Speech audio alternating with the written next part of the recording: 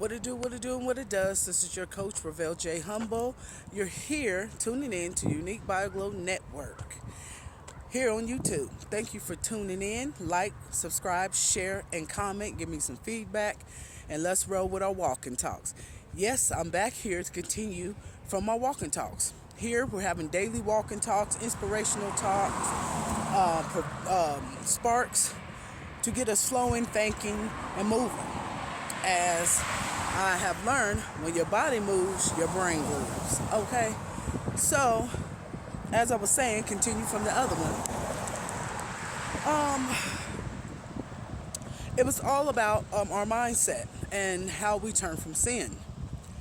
And I want to kind of bring that in with what I was talking about, I think 2 videos ago, about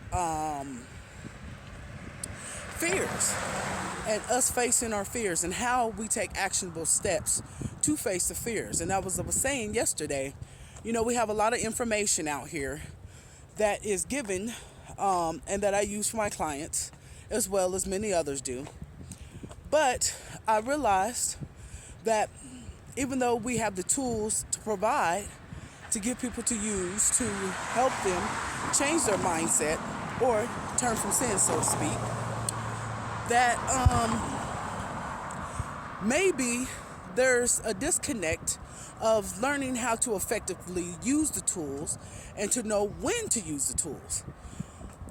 Every tool that is given that I will be providing on here to help us grow, to help us change our mindset, to give us some insight and some resources to use on our daily walks in our lives and our daily journeys. I started thinking, well, maybe I could give you all the tools, I can give you all the right information, but maybe people get stuck not only with their fears, but how to apply them and when is the right situation or scenarios that they could use the right tools that is provided to them to effectively be able to manage the problems or the issues that they have in their lives. Most of the time, most of us feel like these problems, these things that's outweighing us, that's heavy on our backs, heavy, big yokes, if you will, is not manageable. Which, if we continue on our mental loops of how we used to think, how we act, react, instead of responding, or being in just the feeling of maybe, and when I say that, maybe it will go wrong, maybe it will go right. Or instead of giving us a diaphragm or a diagram to think about, a diaphragm.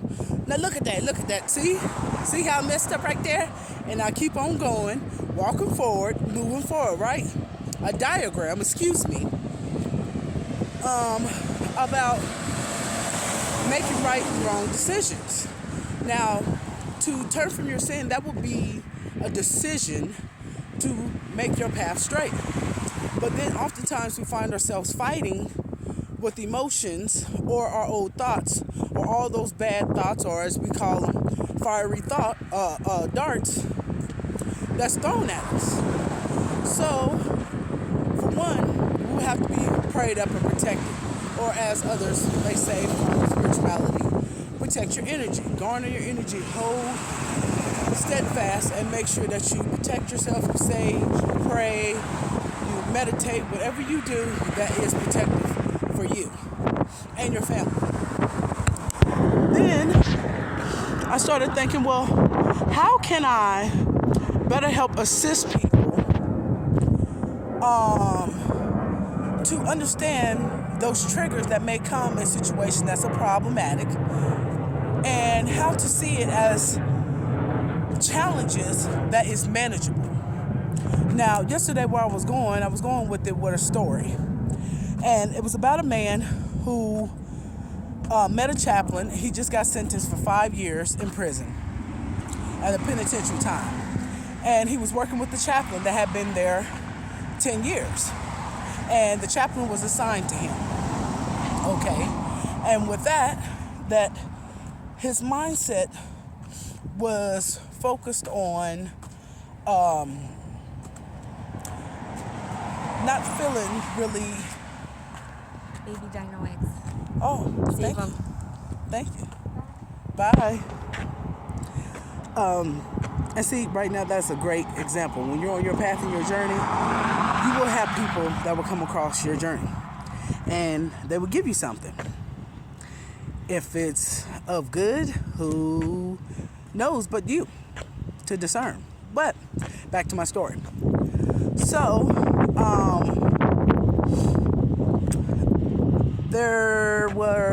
so he was really focused and feeling very cavalier about being in a penitentiary. Now, his mindset was focused on parole. And as he was talking with the chaplain, and getting to know the chaplain had worked with him, he has counseled him, and was trying to help him to get and see things from a different perspective of mindset. But all he could focus on was parole and feeling cavalier about doing his time.